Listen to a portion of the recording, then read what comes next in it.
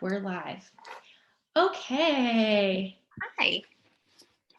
Hello, everybody.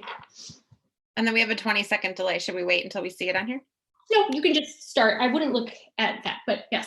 Hello, world. Okay, we're not looking at that. Okay, cool. I was just responding as the Mom Project in the YouTube chat. So thank you everyone for your patience. As I was joking, and Amber had joked also as we were trying to get this together, we were just simulating exactly what everyone has been feeling the last 2 weeks as we've all been navigating not only issues related to technology, but also having all of our kids at home with us while parenting through a pandemic. And so something that's been top of mind for us at the Mom Project is just how can we really break down some of these virtual walls and keep people connected during a time that's extremely isolating. We already knew that working motherhood has a tendency to be very isolating. And then with the last few weeks and the challenges that has brought, has created even more isolation and remoteness. And so we're really excited to kick off the Unity Hour and our Unity program as a way to really bring connection to our community and connect with resources, support, and connect with each other, because we know that we can all get through this together, and that's going to take some interesting technology solutions. So thank you to Katie, my colleague, who whipped this all together and got, I think, 1,500 of us signed up to really be able to talk more about making space for happiness with Amber Trueblood. So we're really excited to have you and really excited to learn a little bit more and allow our community to ask some questions and hopefully leave this week behind us and end it on a great note. Yeah. Sounds fabulous. Thanks, Colleen. Yeah, we're so excited to kick off this Unity Hour series, and hopefully it's the first of many as we all are kind of digging in and figuring out how to navigate this new normal that we're dealing with for now. But yeah, so today's session is going to be about making space for happiness. We know it's Friday. It's probably been a crazy, beyond crazy week for most of us. So we wanted to kind of do something for everybody to kind of help us all carve out a little space for ourselves, even if that's like 10 seconds, whatever it might look like for you. We thought we could all use a little bit of advice and guidance going into the weekend, so we can hopefully come back and start next Monday kind of refreshed and recharged. We are so excited to have Amber Trueblood joining us today.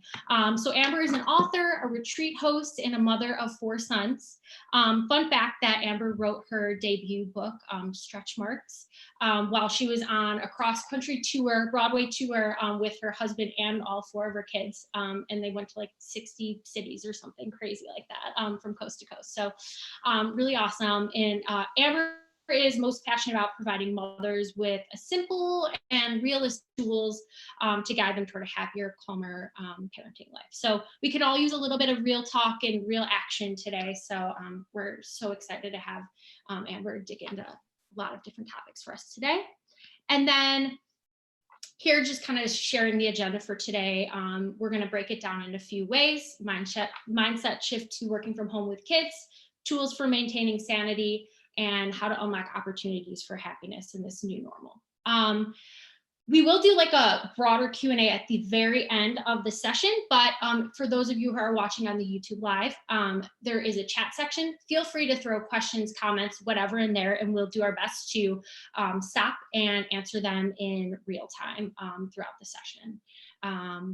So without further ado, would love to kick things off with Amber.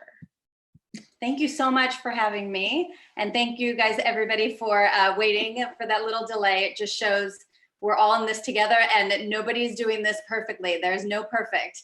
So give yourself a break. And I did want to start this off. I really want to leave you guys with some amazing tools, some realistic tools and practices that work for you. So you might want to have like a pen and paper nearby if you don't already, to just jot down whatever resonates with you as I say it.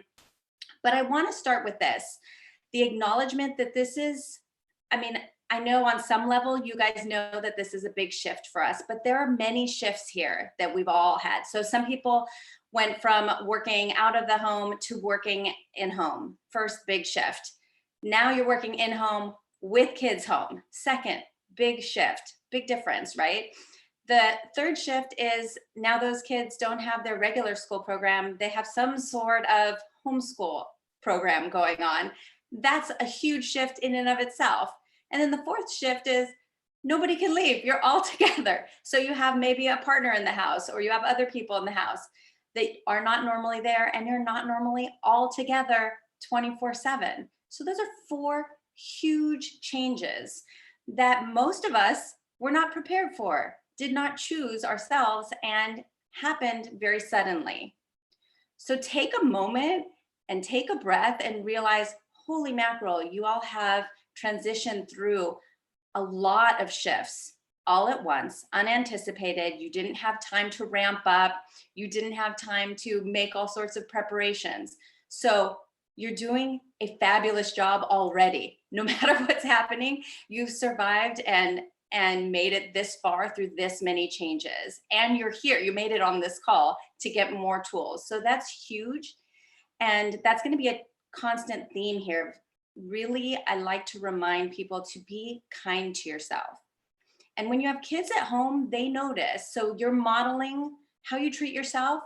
You're modeling that. They're noticing. How are you talking to yourself? Are you getting frustrated with yourself? Do you have this much patience with yourself? Not only how are you treating everybody else, but how are you treating yourself? That's something important you want to be conscious of modeling, being kind to yourself. So those are four big shifts. The other thing is you may have, maybe you had help with somebody cleaning, or help with a babysitter or a nanny, or date nights, or the ability to connect with your friends in person, other adult women more often. A lot of us don't have that right now. So that's another big shift that we're going through. The emotional and psychological stressors involved with, like, maybe you have parents out of state that you're worried about. Maybe they have health issues, or, my husband works with a charity that helps children that are in the hospitals, not having anything to do with the coronavirus. And he was just telling me about this one mom that has two kids sick with two different problems on two different floors of the hospital. And so she can only be with one because they're both contagious. And so she has her sister with the other. I mean, so people all over are dealing with normal life issues. And then on top of that, have all of this. So let's be kind to ourselves and take a moment to realize this is a big shift. And I'm here to provide you some support. And you have your community. This is an incredible community. And we're going to leave you with today some real tools that you can use to help survive it, and maybe even see these amazing opportunities that are available to us in this big transition. So I wanted to start with that. Okay, so we have a unique situation. So we're going to require a different mindset, okay? Kind of reset. So I'm going to give you some tools. The first thing that we're going to talk about is really getting clear with yourself about what's most important to you right now, because a lot of things are going to go out the window, okay? So let's make sure that the top, say, 4 or 5 things that are most important to you, that you're hitting those every day or every week. So for instance, for me, health and safety of my family, obviously. Getting my work out there is super important to me, especially in this period of time because of the type of work that I do. For me, the third thing is keeping my kids engaged, active, and busy. What exactly they're learning, when and how quickly and in what areas, not in my top 5 right now, period. Not. I'm letting that go. That's a whole nother story. I've actually spent some time homeschooling my kids when we were on the road. All 4 of them were homeschooled for about 2.5 years. So I have some experience in this, and I'll talk about that a little bit. And you will be surprised how much kids can learn, and how much creativity and independence you'll see emerge in them in this lockdown period. So I'm less concerned about the details and more concerned about keeping them engaged, keeping them physically active, keeping them calm and entertained in a way that's not creating havoc and adding to any making me crazy sort of problems. So I've got health and safety of my family, getting my work out there, keeping the kids engaged, maintaining my emotional sanity and mental health. That's in my top 5. Like, and it really should be in all of ours, because there's going to be tools and practices that you're going to need to either do more of or begin if you really haven't had a regular practice of doing things like maybe meditation or journaling or gratitude or different types of self-care that I'm going to go through. That's got to be in your top 5 right now. That's like deal breaker, you know, you got to have it in, because most of us, you know, are the core of this family. If we fall apart, everything else dominoes, right? So you owe it not only to yourself. If you're not going to do it for yourself, do it for everybody else around you that's depending on your mental health to help pull everybody together, right? It's a lot of responsibility. So the 5th thing for me is maintaining healthy relationships with those I love. And that means we don't all drive each other crazy.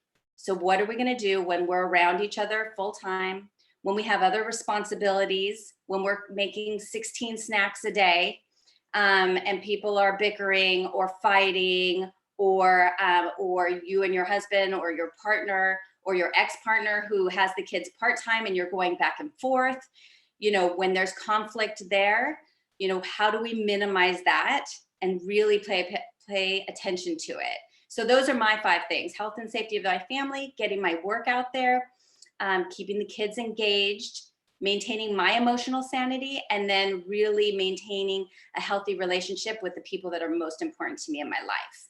Because at the end of this, I need everybody to be more bonded, if anything, and more connected and more supportive of each other than really falling apart and broken and needing help.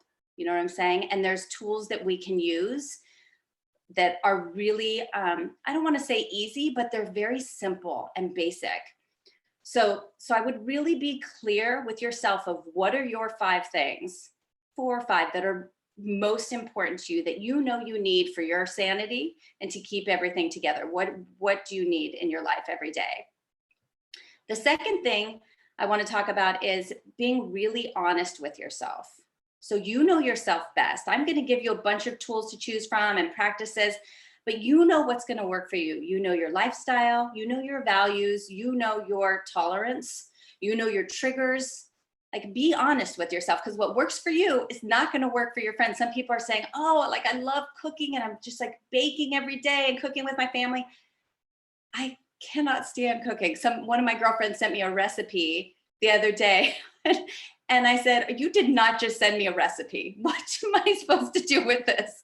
I don't care what ingredient. I will not read it. It makes me stressed just to see this on my chain. And she said, no, it's for the kids to do.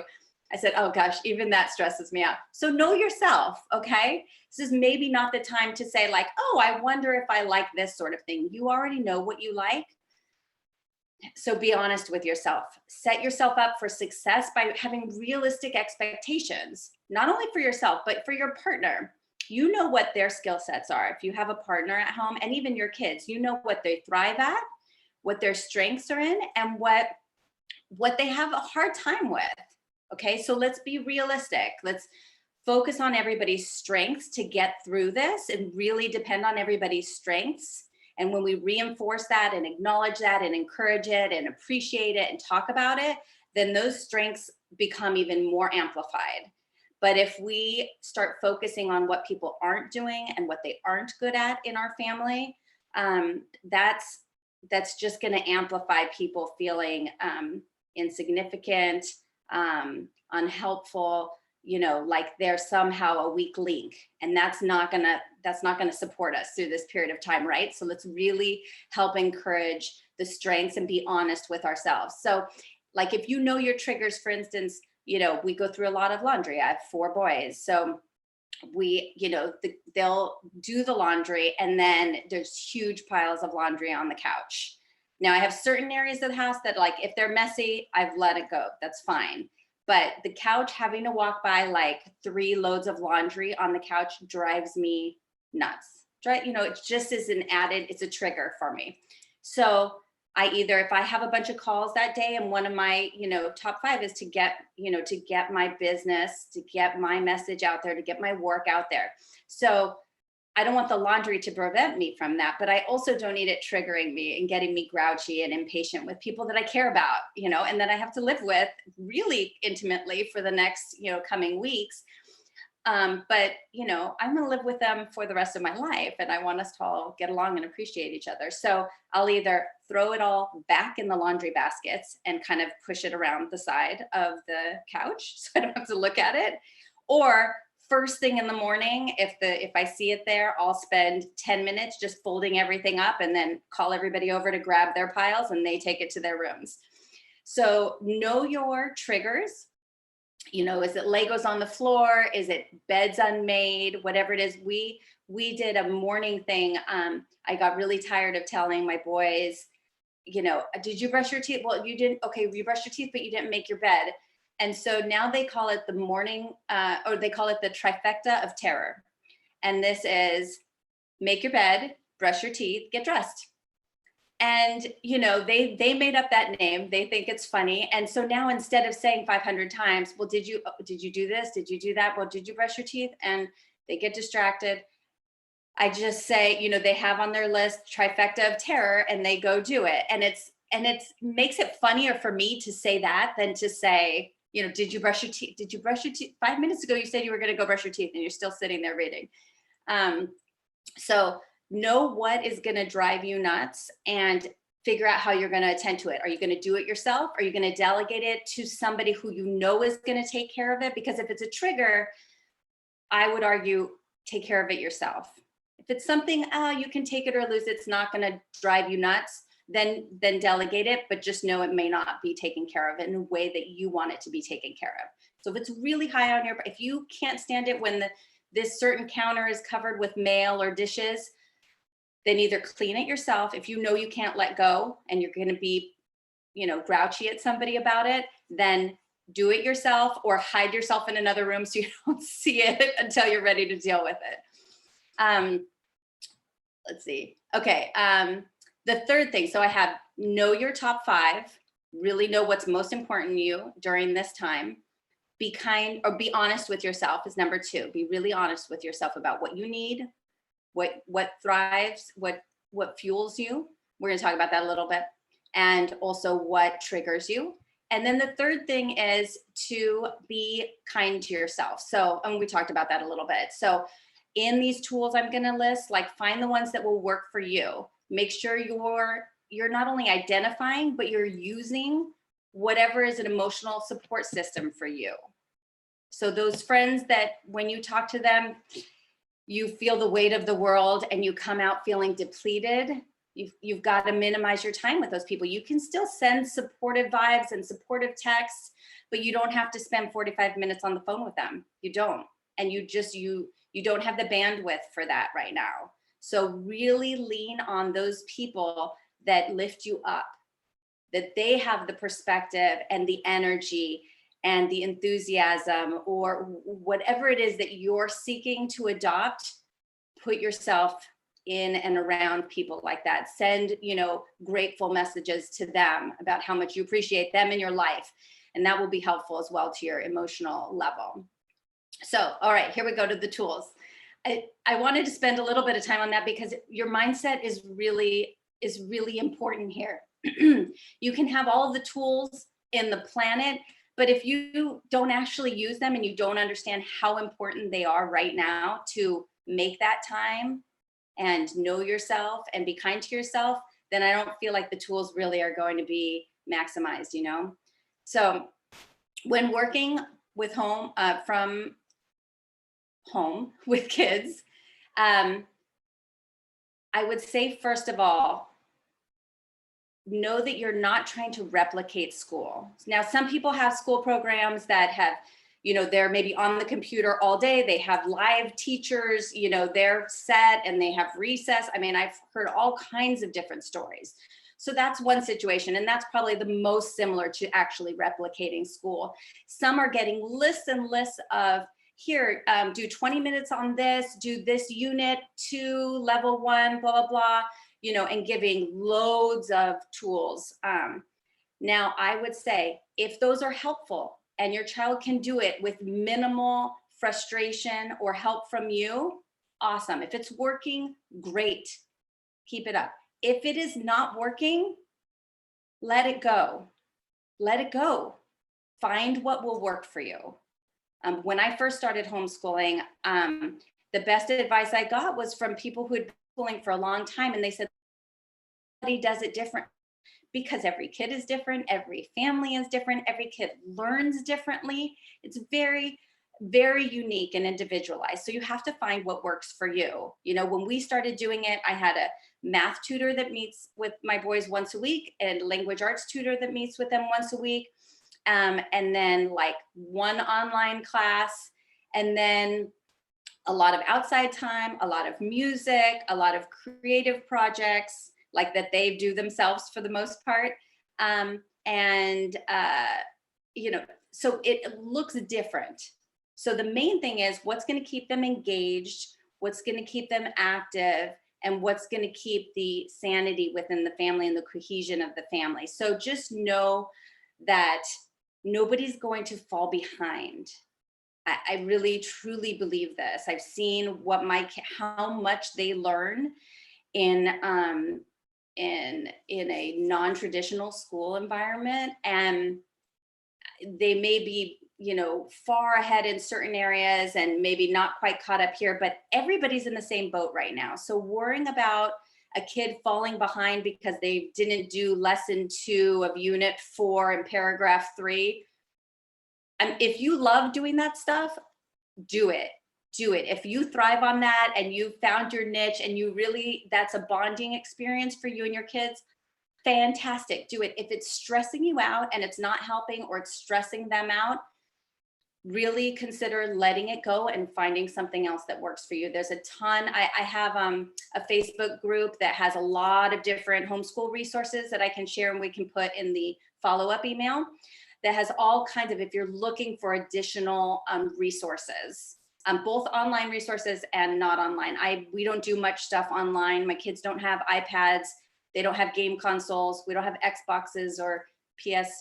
I don't even know what people use these days, but we had just not gotten any of those yet. And the more time that went by in our kids' lives, my kids now are 7, 9, 11, and 12.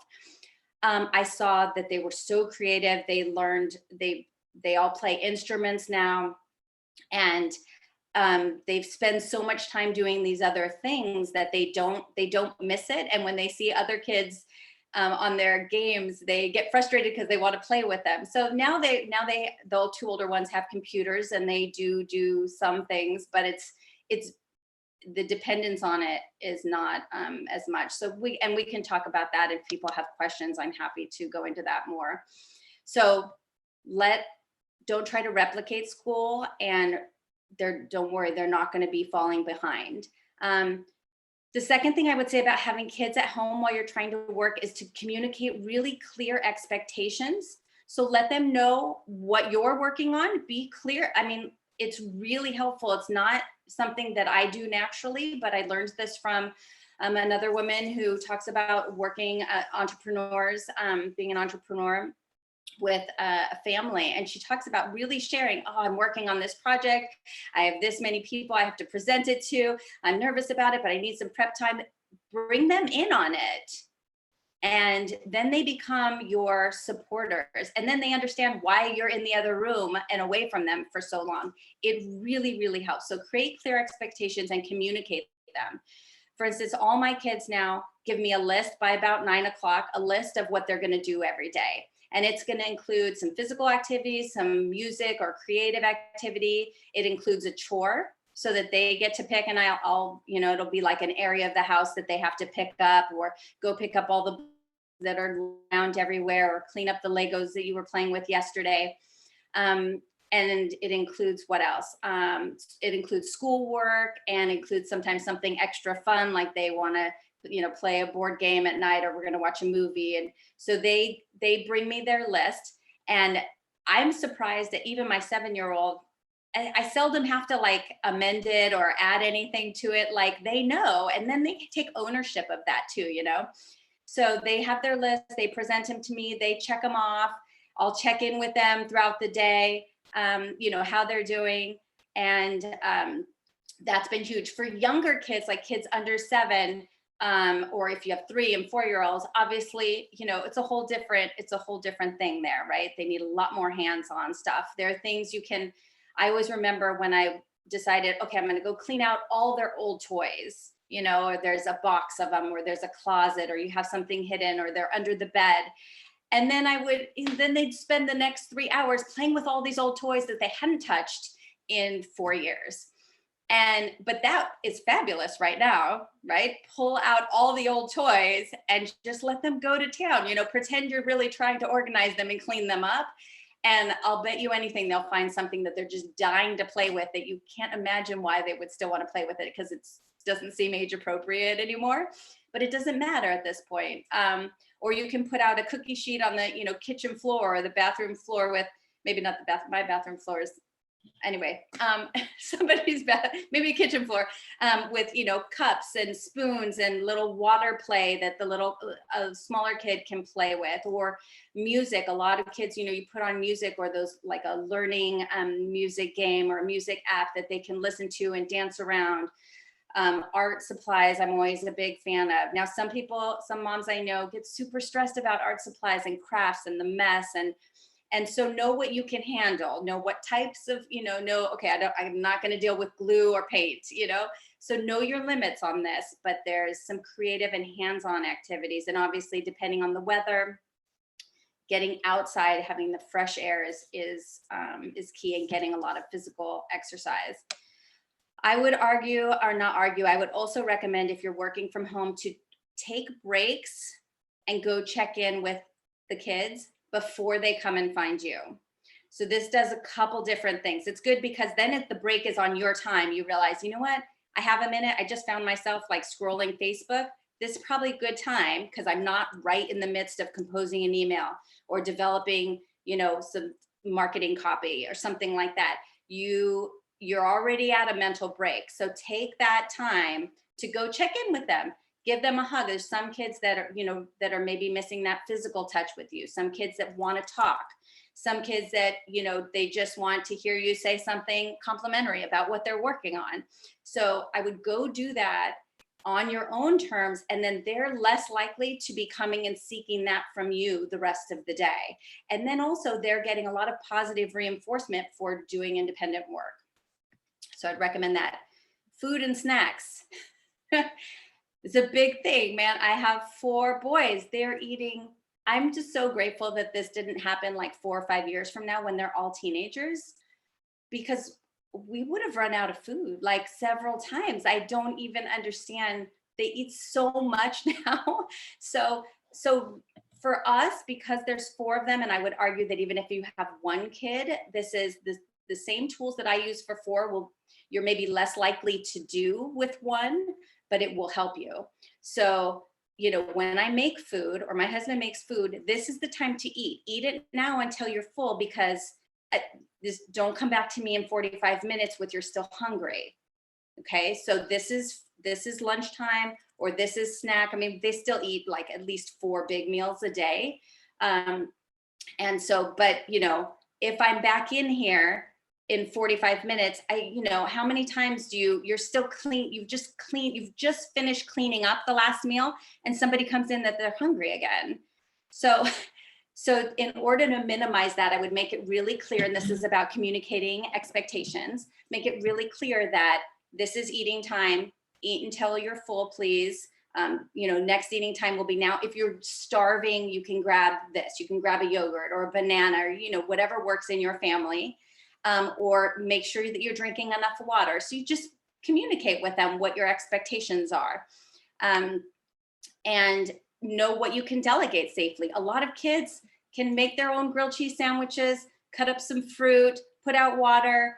And if you really, you know, give somebody that authority and that recognition for, you know, taking care of that meal. I know somebody the other day who said, you know, they have each kid is in charge of a different meal for the day. And I mean, genius. If you can do that and you can let go and you can delegate it safely, then go for it. Also, what else can you prep ahead of time? And maybe let a kid do the rest of it. So you cut up the stuff if it's, you know, if they can't do that safely. So what can you prep so that you can go into that next chunk of, you know, hour and a half that you can get work done without worrying about what everybody's doing and if they're safe. The other thing is, you know, if you made lunches before for school, can you make lunches again in the morning like you always did? And then say, hey, at noon, you guys can get your lunches out of the fridge and go sit in the backyard if the weather's nice and eat your lunch like you would at school. And that can give you another time where you're not doing all the dishes, cleaning everything up. You know, that's an option for you. This is all about making it easier for you, because if you're less stressed, then you have more patience with everybody. You're kinder to yourself, you're kinder to everybody else, and it goes full circle. Everybody's happier, right? So this is about figuring out a way to make this work so that it's easier for you, and adjust it when it's not working. You know, try something. Okay, that didn't work. That was a hot mess. Then move on, try something different the next day. You know, we have a few days to make this work. Nothing's going to be perfect right from the get-go. We also, on the list, I mentioned everybody puts a chore on their list. This is not like make your bed is already default, like brush your teeth. This is a chore that is like a household chore. Like this is helping the family. Okay. So, one thing I would recommend if you have more than one kid is not having two kids share the chore. I find in my house, then it becomes a lot of like, well, I cleaned up half the table. Well, I didn't make that mess. No, it doesn't matter who made the mess. I always tell them, you want to know, you want a list of all the stuff I cleaned up today that I had no contribution in making a mess about? It's not about who did it. You know, we all live in this house, and if that's your chore for today, you do it, but you do it on your own. And that way there's also, I think, a bigger sense, there's less opportunity for competition, you know, and bickering if they do it separately, you know, separate chores. And there's also more of a sense of like, wow, look at that. Like our dining room table, we call the art table because it's just covered in art supplies and paper and half drawn stuff all the time. So, I mean, if you clean that sucker up, it's like, whew, because you know what it looked like before. And sometimes we'll even take a picture of the before and after, because then a few hours later it might look, you know, a mess again. So it feels good to say, it looked like this earlier, I did it. And it becomes more of a team. Like you're a team, you're working together. You can even like make a team name. Like we used to say Team Trueblood, that's our last name. And when we would go to a birthday party or something, we would sit in the car first and I'd say, okay, so here's my expectations. I want you to, you know, look people in the eye, say, please, say, thank you, be polite. This is how we treat people. If there's any kids, you know, that are treating somebody unkindly, you know, you can talk to an adult about it, or you can try to step in. And, you know, we would have these little Team Trueblood meetings and to talk about behavior and what we expected and what's important to us as a family. So the other thing that might be helpful is my kids know if they say like, I'm bored or I don't know what to do, this is met with, oh my gosh, okay, great. Like I have so many things. We can clean up the pantry, or like, see the broom closet, like this is a disaster. So do you want to help me with that? Like I have lots of ideas if you're bored. And almost all the time it's met with like, oh, no, I'm good. I just thought of something, and off they go into another room. Now, obviously, if I really wanted their help cleaning out something, I wouldn't approach it that way. I would say, this is not something I'm suggesting to you. This is something I'm saying, we're going to do this, and we're doing it together, and we're going to start in 20 minutes. But if they just are moping around the house with, I'm bored or I don't have anything to do, I always have a great idea for a household chore they can do. And Amber, I'm gonna quickly hop in. So I know you have a lot of additional like incredible tips and tools for this maintaining sanity section, which is so important.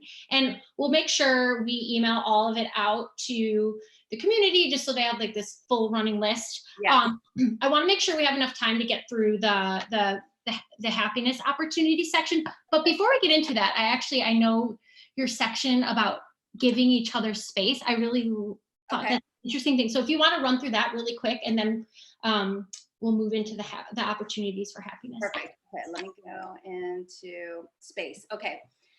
No, that's not it.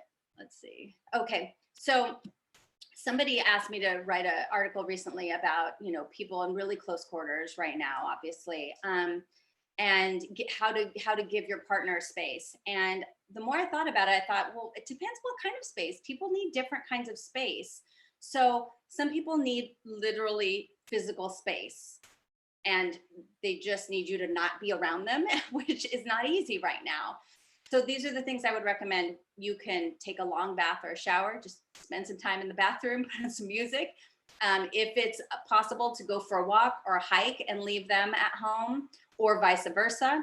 The other thing is going to bed or waking up at a different time. Sometimes people, they have their downtime at night. So what if you go to bed, an hour and a half early, and give them those 90 minutes to just be by themselves and realize it's not about you. It's not anything negative about you. They just need some space. So that's a way to give somebody you care about physical space, and somebody you want to have a relationship with by the end of this experience. Mental space is another thing. Some of us are really overloaded mentally by a lot of visual input and chaos, or auditory input and chaos. If my house gets really loud, they all play music. I'm sensitive to the screaming and the sound effects. So I have these. I look like Princess Leia, but I have them here in my office, and I can still hear people talk, but it just tones it down enough. So know if your partner needs, less visuals. I mean, literally you can take stuff off the walls. Like, some people just need less visual clutter or less noise.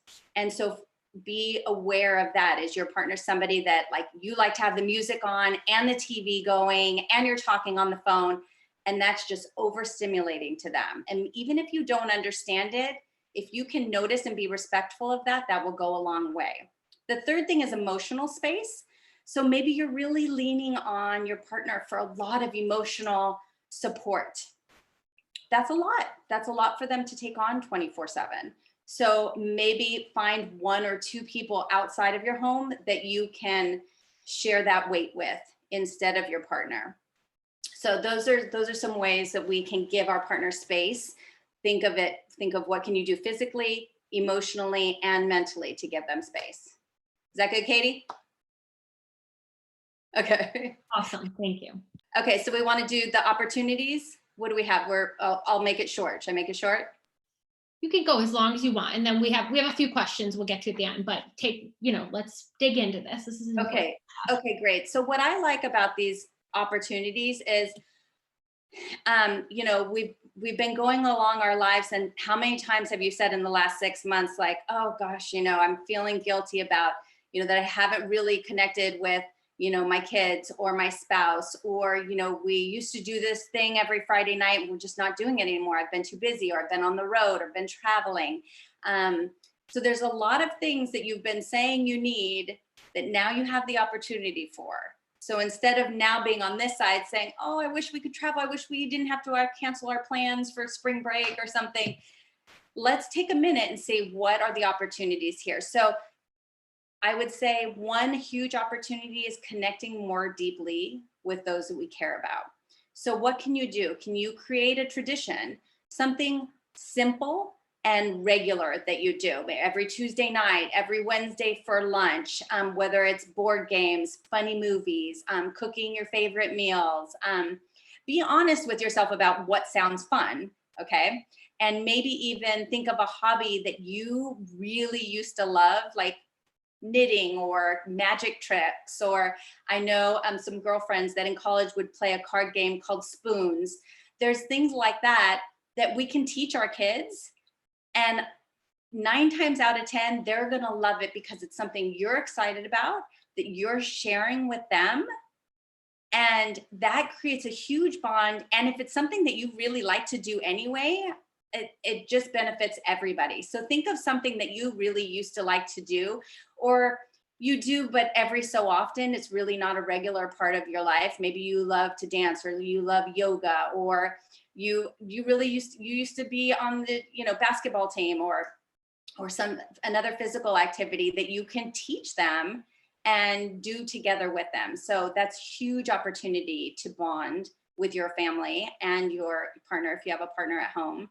I would say, okay, here's the second one, is learning a new skill. So how many times do we say like, oh, you know, I've always wanted to learn sign language, or I really, you know, I always wanted to go to medical school, and I'm fascinated with, you know, what, biochemistry or something. You know, what is something that really is a project that would take some time and some mental space that you could dig into, either on your own or with one of your kids or with everybody. You know, this can really help show your kids that there's more opportunities to learn and get excited about things that aren't video games or social media based. And so again, you're modeling like, wow, look, like here's some creative, you can develop creative abilities, independence, imagination. I have a list here of stuff like, you know, playing card games, board games, building toys, dance parties. Magic tricks are big. My kids got really into, when we were on the road, Rubik's Cubes, and like those algorithms where you solve them really fast. So, and I love things like that because it lasted for months. All the different, there's like 40 different types of Rubik's Cubes now. Who knew? And there's like these solvable algorithms for all of that. Now, not all kids are going to love that, but you know, if you find something like that your kid just digs in deep to, it's priceless, and it really, you know, it's a bonding opportunity, and it's an opportunity for them to really learn something that they find interesting and that they're passionate about.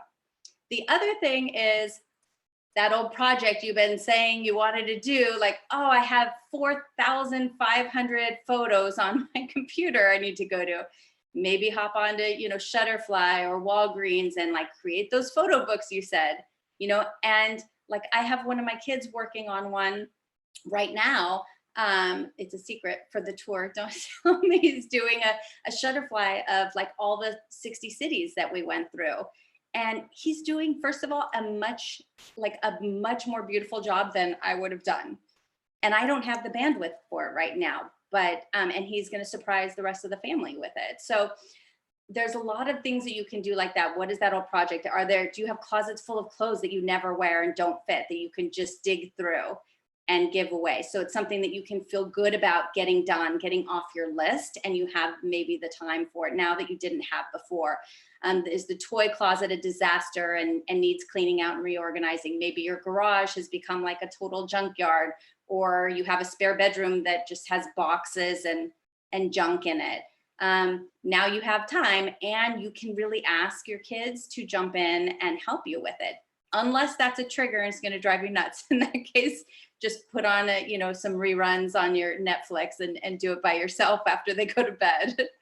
So I think that you might find that really focusing in on your top 5, being kind to yourself, being honest with yourself, knowing your triggers. And Katie, I wanted to mention a couple things about being kind to your spouse or your partner if you have one at home. But do we have time for that? Yeah? Go for it. Yeah. Okay. So I would say, a lot of us might be getting really frustrated with our partners right now because we're in a whole new world and people are under stress and we're all dealing with it very differently. So I would say if you're married, remember those, single moms out there that are doing this on their own, or with partners or people who are married and they have partners that are on these medical front lines and they're dealing with a whole different level of stress, right? Or you're divorced and you're thinking, oh my gosh, I wish I had a partner at home. Well, could you imagine if your ex was like home with you 24/7 right now? That might be miserable. So everybody's dealing with something, and it might be easy to look at your neighbors and think like, oh, I wish I had what is going on over there. And the truth is we never know really what's going on in somebody else's house. So all we can do is be with our realistic situation and say, how can I make this the best it can be? So what you give most of, you're most likely to receive. So if you want attention and acknowledgement and respect and acceptance and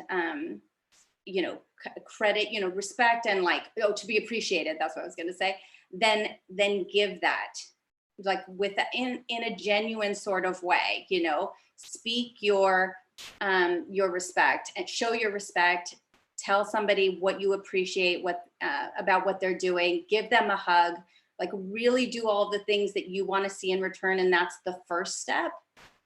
And there's different ways you can do it. You can connect, like try to take the time to take a break, take a walk with your partner if you can. We will walk in circles in the backyard together, or we sit on the floor in our bedroom at night and have conversations after the kids go to bed.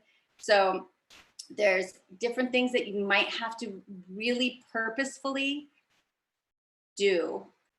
And when you look and you say, okay, what's important to me here, and making sure that you don't take for granted the partner that you have, and also know and apologize for if you had a crappy tone or comment, or you were being rude and stressed out earlier in the day. That's okay, because we're all not perfect, right?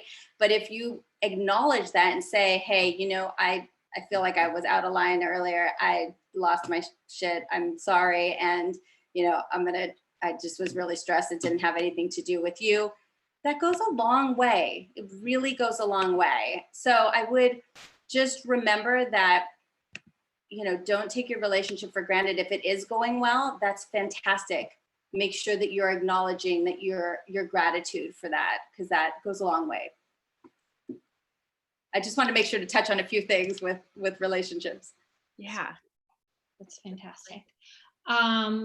Awesome. I mean, this is so insightful, and I feel like we could do this for 5 hours because you have so much knowledge.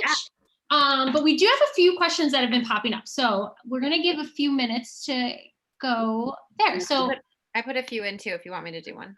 Yeah. So first one is, my work and my husband's work have actually ramped up because of the virus, which we are so grateful for. But it leaves me at home with 2 busy young kids, a busy work schedule, and no time to rest. I'm up at 5:30 a.m. and collapse after kids' bedtime at 8 p.m. And between then, I'm always on. How do I even begin to find me time when my entire day is scheduled for other people? I want to keep my job. I want to keep my kids happy, but I know I can't do that unless I stay sane. True. Yeah, you have to ask yourself, is this sustainable? Can I do this for 3 days? Okay, great. If I try to do it for 10 days, am I going to collapse? Am I going to get sick? We really do have to be taking care of our immune systems right now in a big way. So I would say for me, the biggest add-on to my mental health and my ability to sleep well was meditating in the morning, first thing, even if it was getting up that 15 minutes earlier than normal and earlier than everybody else.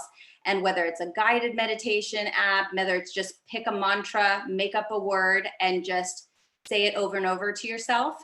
And if you could do that first thing in the morning and last thing before bed, that's huge. And this is why it's huge.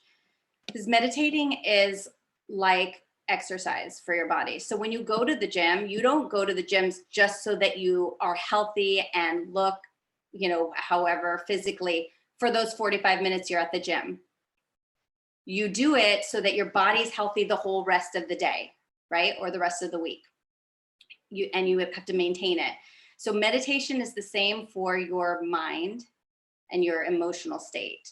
So meditation is like practice for your brain on how to be less reactive to your environment and more responsive, to maintain a calmness, to have your cortisol levels and your adrenaline levels just more smooth throughout the day, so they're not spiking. And that's going to mess up your sleep cycle. The spiking of adrenaline and cortisol is going to mess up your immune system. It's going to mess up your sleep cycle. It's going to mess up your metabolism. It's going to not be nice for your mood and your relationships. So meditating is not just like, oh, I'm going to zone out, I feel good, and now I'm super stressed the rest of the day. It's really practicing and training your brain. And that's why I like to say, when you get distracted and you have a thought come in, which you're going to, because you're a human being, then you just bring it back. You just bring it back. It's just like a weight. Like, yeah, it's heavy, but like you'll get better the more you practice bringing it back, lifting the weight. So I would say that is huge. Also, a gratitude journal is really huge too, to kind of lower your anxiety levels during the day. So I would argue, if you have to keep up that work schedule and you have 2 small kids and you really don't, you're not prepared to kind of wean any of that back, I would say add a meditation. Can I add one more thing about that? I learned Transcendental Meditation, which is a very specific type of meditation. And I had been on sleep meds consistently for, I don't know, like 3 years, something to get to sleep so that I could fall asleep fine, but then I'd wake up in the middle of the night wide awake. And then you get stressed that you're not sleeping. And how am I going to deal with tomorrow? From the very first day I started doing Transcendental Meditation, I have not used sleep aids. I've slept through the night. It's bonkers. So it really can help. Awesome. Yeah. Here's an interesting one. I know you touched a little bit on, like, maintaining your relationship with your partner. Somebody asked if we had any tips on dealing with a supervisor who may be a bit emotionally exhausting in these times. Yeah. So this is my tip. It might be a little woo-woo-ish, but I would say remind yourself, either by saying it out loud or writing it down, the personality characteristics that you appreciate and like about that supervisor. What are they really good at? In what situations do you like working with them? Are they not stressful? Focus as much energy on their positive traits as you spend, if not more, on being so frustrated that they just are losing their mind, that they're not being rational, because it's really easy to start circling in your mind and obsessing about, what are they doing? Why are they doing this? And then you tell your spouse, and then you tell your best friend, and then you write about it, and then you think about it before bed. And I believe that what you obsess over and think about, you draw more of into your life. So then all of a sudden your neighbor starts acting the same way, and one of your kids starts acting that way, because you're spending a lot of time attending to that. So I would actively try to say, what do I like about this person? And if you can't find anything, then what do you like about somebody else? And distract yourself as much as possible from ruminating on that. And I'll bet you'll start to see a different side of them come out. They're not going to change, but you might see less of it. Does that make sense? It does. Yeah, I think we're over time, so I'm cognizant, Amber, that we don't want to take up too much more of your time. We did have some questions from the community around what to do if you were already job searching during this time, and so the Mom Project will follow up with answers to those questions and make sure that the folks asking those on the chat get the resources they need. I think that's we could probably do an hour on that. So we might do that. Just like already thinking about job searching during this really, really crazy time. And so I think we can do some follow up on that as well. And then just a huge thank you to Amber and to Katie for getting this all set up in a very, very quick amount of time. It was really great to have everyone in the same place, even though we're all virtual, and to just learn a lot. Amber has some incredible strategies and tools, and from us at the Mom Project, just acknowledging that like everything is just really crazy right now, and everyone's doing the best they can. And I think some of the best advice is really like, if it's not working for you, you just have to let it go.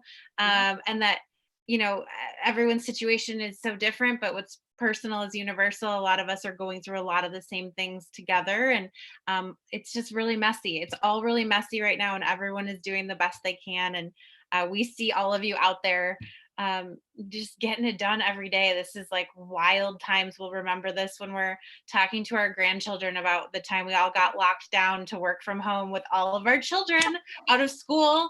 And so that we see you out there, and we hope this was was useful and helpful, and gave you a bit of a boost and some connection.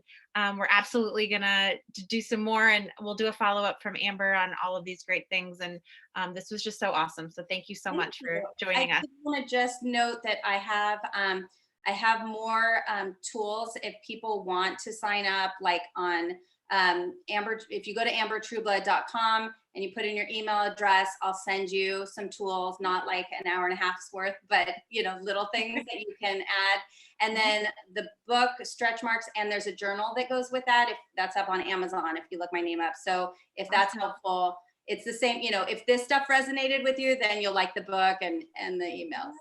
I'm going to buy it. I found myself with some time at night. So I'm not a project person, but I am starting to read more. So thank you so much, Amber. And thank you, Katie, for getting all of the technology and content to work today. And to all the moms at home, we will see you hopefully next Friday. Keep in touch, everyone. Bye. Guys. Bye.